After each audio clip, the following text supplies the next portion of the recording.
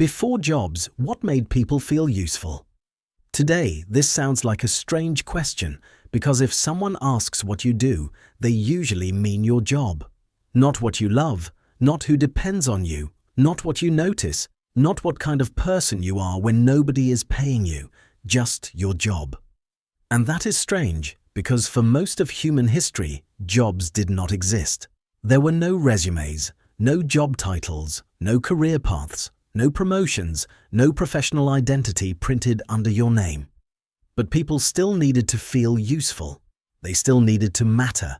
They still needed to know that their presence changed something for the people around them. So before jobs, what made a person feel useful?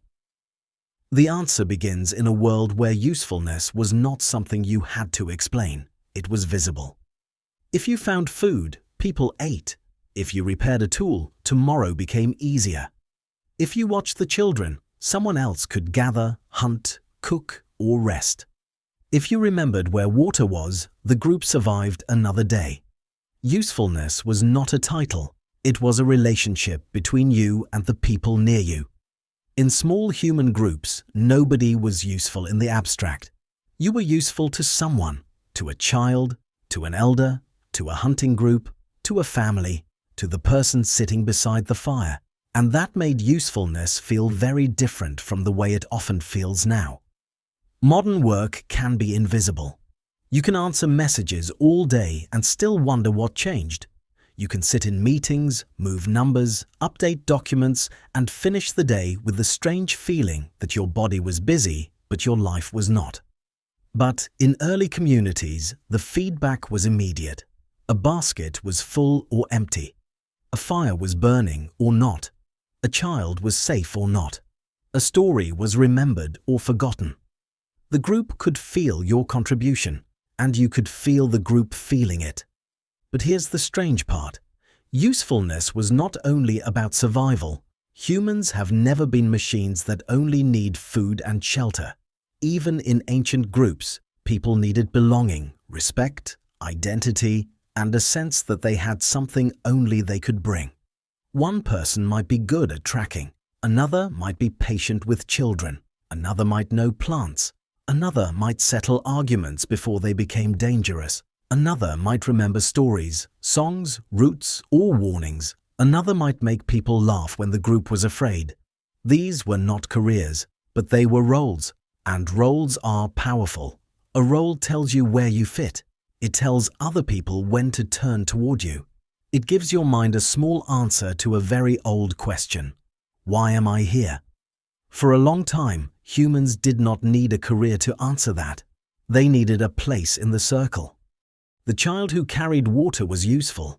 The elder who remembered a dry season was useful. The quiet person who noticed danger was useful. The person who made tools was useful. The person who cared for the sick was useful. The person who taught the young where to step, what to eat, and what to avoid was useful. Usefulness came from participation. You did not have to become a brand. You had to be woven into the life of others. Then human groups grew. Villages formed, farming spread, work became more specialized.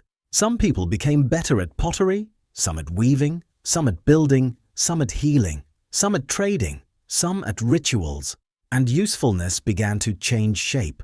It was still connected to people around you, but now it could also live inside skill. A potter could make something that held water. A weaver could make something that kept someone warm. A builder could make a wall that protected a family. A healer could make pain less frightening. A priest or storyteller could connect ordinary life to something larger. The useful person was not just the person who worked hardest. The useful person was someone whose ability became part of the community's memory. People knew who could be trusted with a certain kind of problem. That matters, because feeling useful is not only about doing tasks, it is about being recognized. It is about someone thinking, "We need you for this." And then everything changed again when work became separated from home, land, family, and community. As cities grew and economies became more complex, more people began working for strangers. Instead of usefulness being felt directly, it became measured by wages, by hours, by rank, by output, by whether someone above you decided your work counted. This did something quiet to the human mind. It moved usefulness away from belonging and toward performance. Now, instead of asking, "Who needs me?" many people started asking, "What am I worth?" Those are not the same question. One is about connection. The other is about measurement. And modern jobs are very good at measurement. They can measure hours, sales, clicks, targets, speed, and productivity. But they are not always good at measuring meaning. This is why someone can have a job and still feel useless, and someone else can be unpaid, invisible, or outside the workforce and still be deeply useful. A parent soothing a child at 3 a.m. is useful. A friend listening carefully is useful. A neighbor checking on someone old is useful. A person teaching, repairing, cooking, remembering, protecting, or simply showing up can be useful.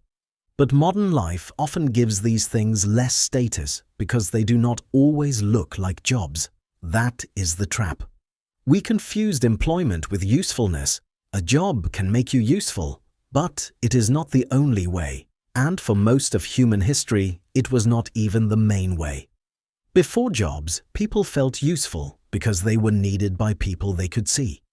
They felt useful because their skills had a place, because their memory mattered, because their care mattered, because their courage, patience, humor, strength, attention, or wisdom changed the life of the group.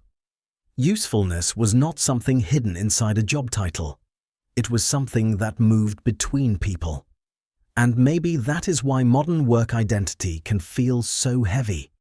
When your job becomes the main proof that you matter, losing it can feel like losing yourself. Being bad at it can feel like being bad at life. Resting from it can feel like disappearing. But humans are older than jobs. The need to contribute is ancient. The need to belong is ancient. The need to be seen as necessary by someone is ancient. And maybe the real question is not, what job do you do? Maybe the deeper question is, where does your presence make a difference? Because before jobs, usefulness was not a ladder.